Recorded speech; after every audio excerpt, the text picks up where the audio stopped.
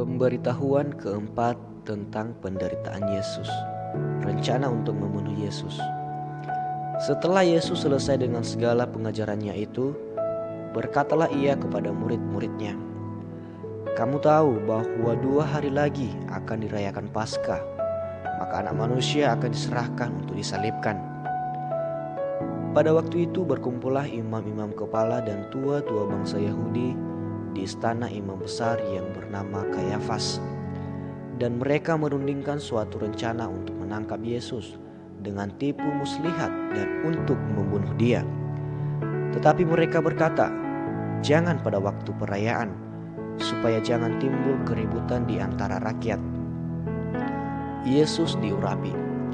Ketika Yesus berada di Betania di rumah Simon si kusta, datanglah seorang perempuan kepadanya membawa sebuah buli-buli pualam berisi minyak wangi yang mahal.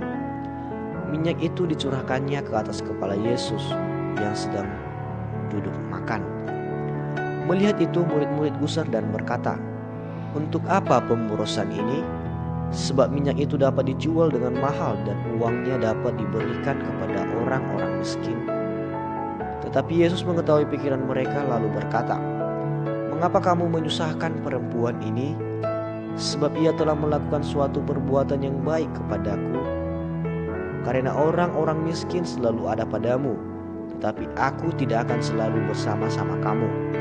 Sebab dengan mencurahkan minyak itu ke tubuhku, ia membuat suatu persiapan untuk penguburanku.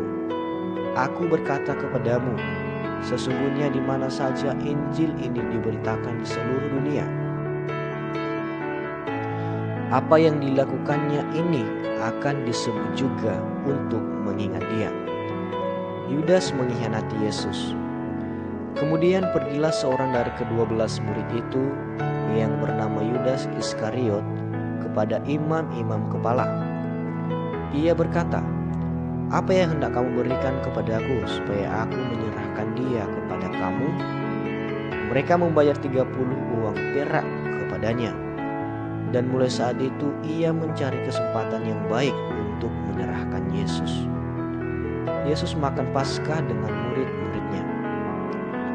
Pada hari pertama dari hari raya roti tidak beragi, datanglah murid-murid Yesus kepadanya dan berkata, "Di mana engkau kehendaki kami mempersiapkan perjamuan Paskah bagimu?" Jawab Yesus, "Pergilah ke kota kepada si Anu dan katakan kepadanya, pesan guru, waktuku hampir tiba. Di dalam rumahmu lah aku mau merayakan Paskah bersama-sama dengan murid-muridku."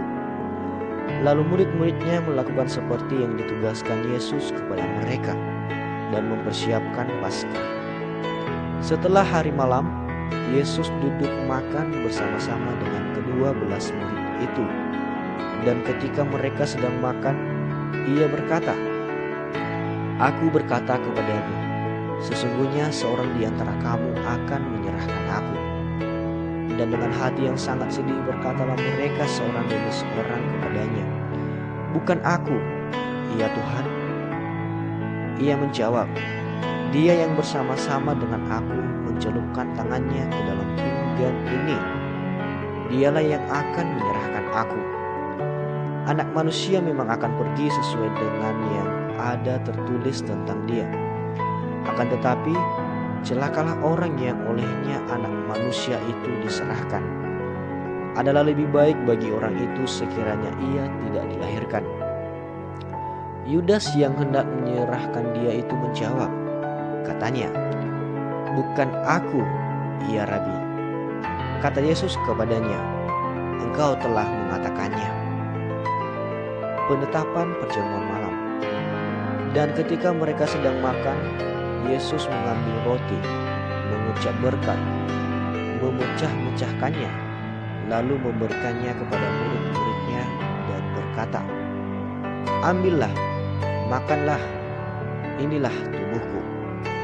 Sesudah itu ia mengambil cawan, mengucap syukur, lalu memberikannya kepada mereka dan berkata, "Minumlah kamu semua dari cawan ini, sebab inilah darahku, darah perjanjian yang ditumpahkan bagi banyak orang untuk pengampunan dosa. Akan tetapi aku berkata kepadamu, mulai dari sekarang aku tidak akan minum lagi hasil pokok anggur ini sampai pada hari aku meminumnya, yaitu yang baru bersama-sama dengan kamu dalam kerajaan Bapakku. Petrus akan menyangkal Yesus.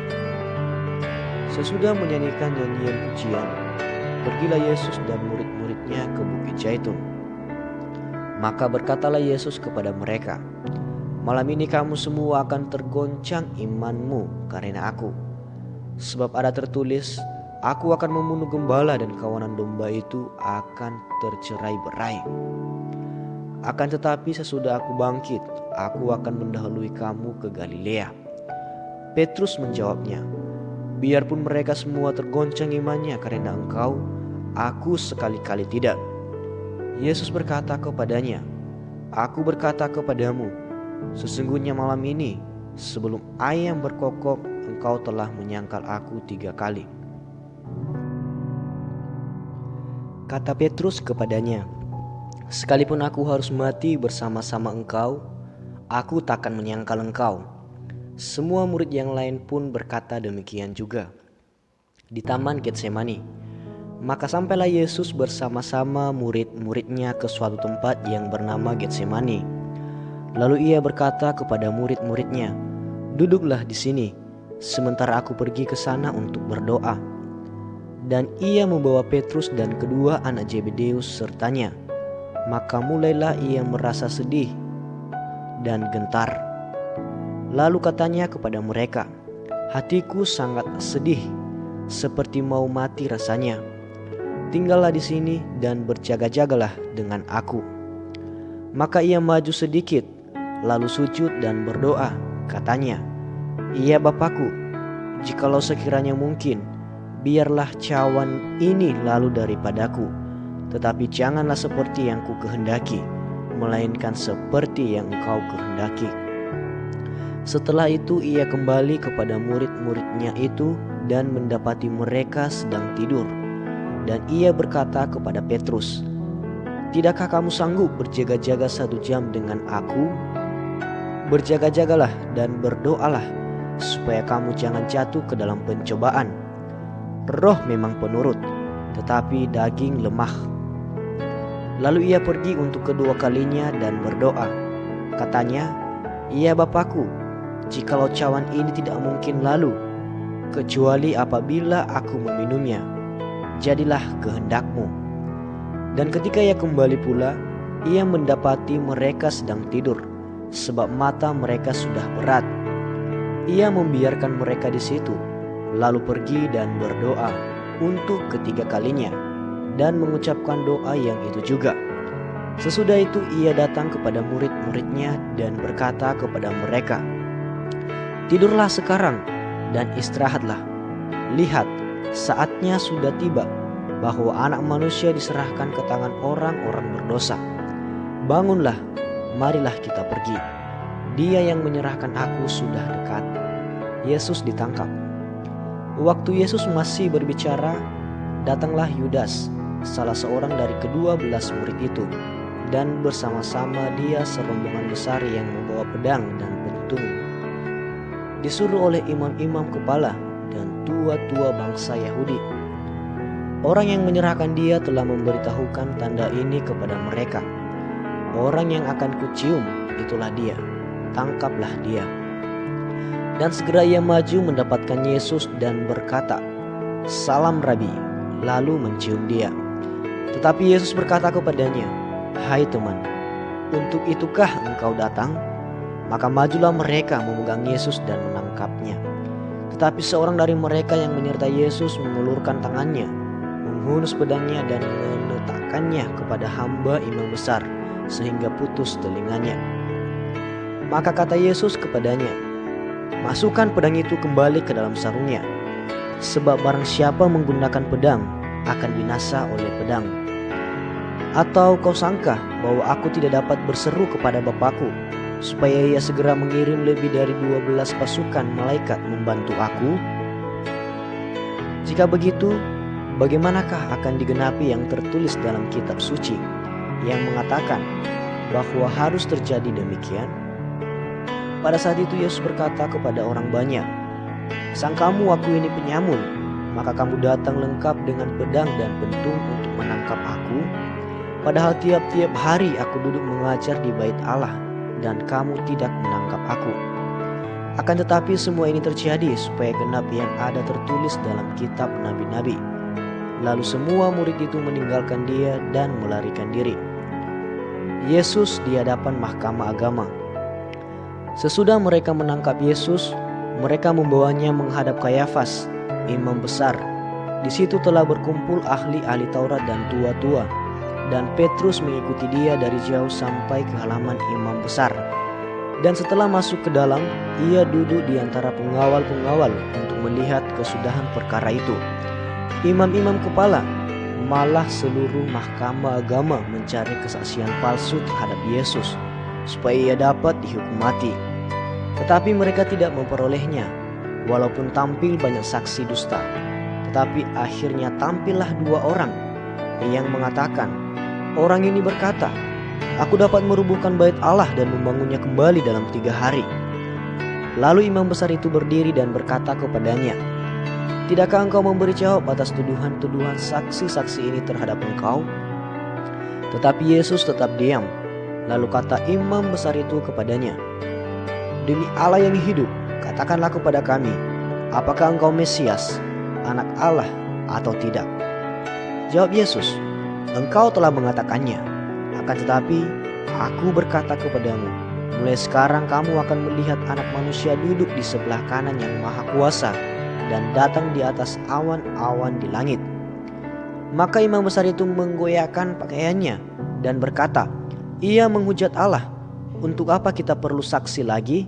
Sekarang telah kamu dengar hujatnya. Bagaimana pendapat kamu?" Mereka menjawab dan berkata, "Ia harus dihukum mati." Lalu mereka meludahi mukanya dan meninjunya. Orang-orang lain memukul dia dan berkata, "Cobalah katakan kepada kami, hai Mesias, siapakah yang memukul engkau?" Petrus menyangkal Yesus. Sementara itu Petrus duduk di luar di halaman. Maka datanglah seorang hamba perempuan kepadanya. Katanya, "Engkau juga selalu bersama-sama dengan Yesus, orang Galilea itu." Tetapi ia menyangkalnya di depan semua orang. Katanya, "Aku tidak tahu apa yang engkau maksud." Ketika ia pergi ke pintu gerbang, seorang hamba lain melihat dia dan berkata kepada orang-orang yang di situ, "Orang ini bersama-sama dengan Yesus, orang Nazaret itu." Dan ia menyangkalnya pula dengan bersumpah, "Aku tidak kenal orang itu." Tidak lama kemudian orang-orang yang di situ datang kepada Petrus dan berkata, "Pasti engkau juga salah seorang dari mereka. Itu nyata dari bahasamu." Maka mulailah Petrus mengutuk dan bersumpah, "Aku tidak kenal orang itu." Dan pada saat itu berkokoklah ayam. Maka teringatlah Petrus akan apa yang dikatakan Yesus kepadanya, "Sebelum ayam berkokok, engkau telah menyangkal aku 3 kali." Lalu ia pergi keluar dan menangis dengan sedihnya.